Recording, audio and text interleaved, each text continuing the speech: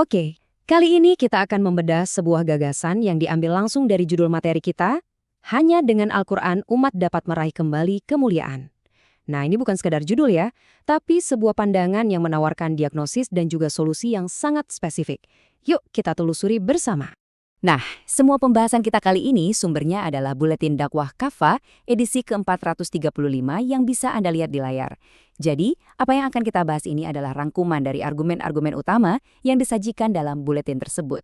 Dan ini langsung membawa kita ke pertanyaan utamanya yang jadi inti dari semua perdebatan ini. Sebenarnya, apa sih peran Al-Quran? Apakah ia cuma sekedar pedoman spiritual pribadi atau jangan-jangan fungsinya jauh lebih dari itu sebagai sebuah konstitusi untuk negara?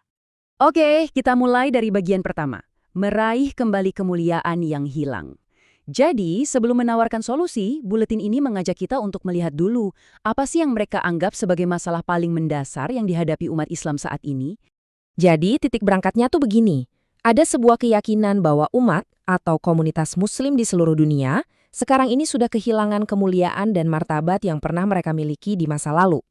Nah, menurut buletin ini, kondisi ini harus diubah dan seluruh argumen mereka dibangun untuk menjelaskan kenapa ini terjadi dan gimana cara mengatasinya.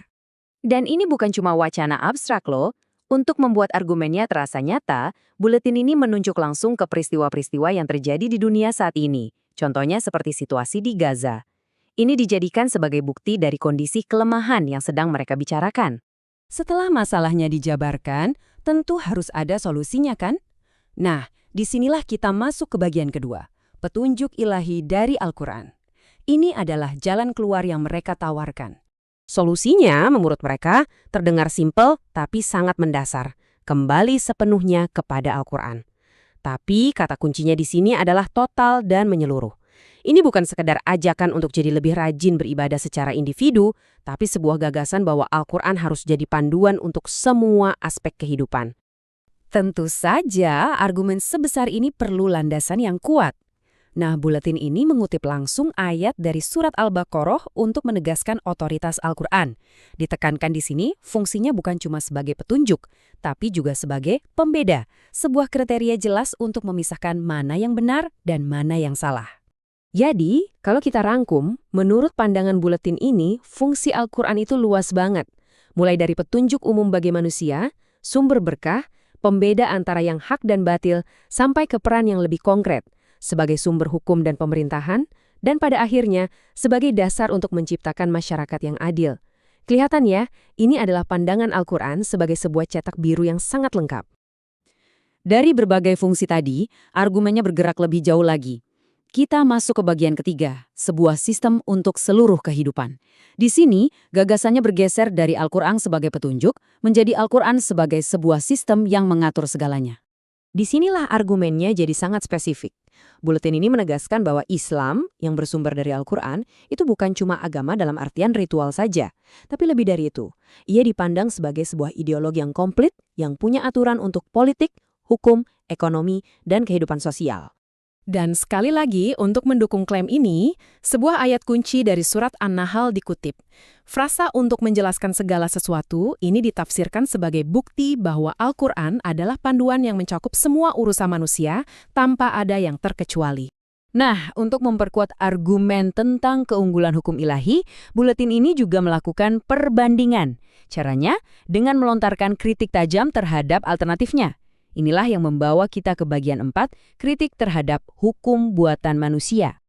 Tabel ini menunjukkan perbandingan yang sangat kontras. Di satu sisi ada hukum ilahi dari Al-Quran yang digambarkan sempurna, adil, dan untuk semua manusia.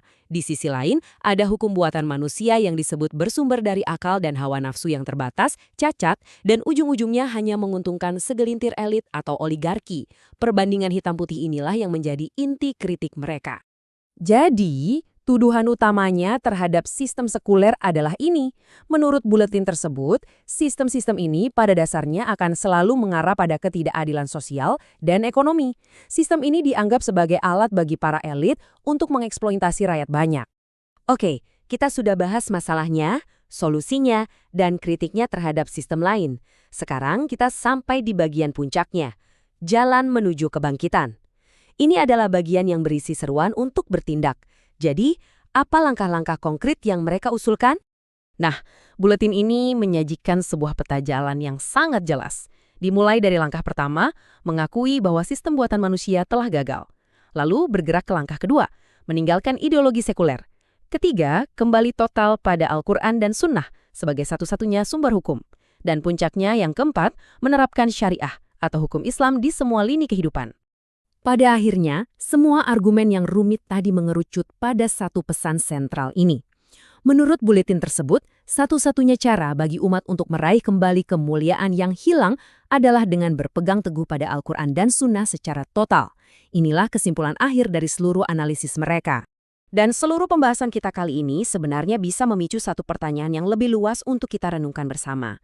Terlepas dari setuju atau tidak dengan argumen spesifik dari buletin ini, pertanyaannya adalah, bagaimana ya teks-teks suci yang usianya sudah ratusan bahkan ribuan tahun, ternyata masih terus membentuk dan mempengaruhi cara orang berpikir tentang politik di dunia modern kita saat ini?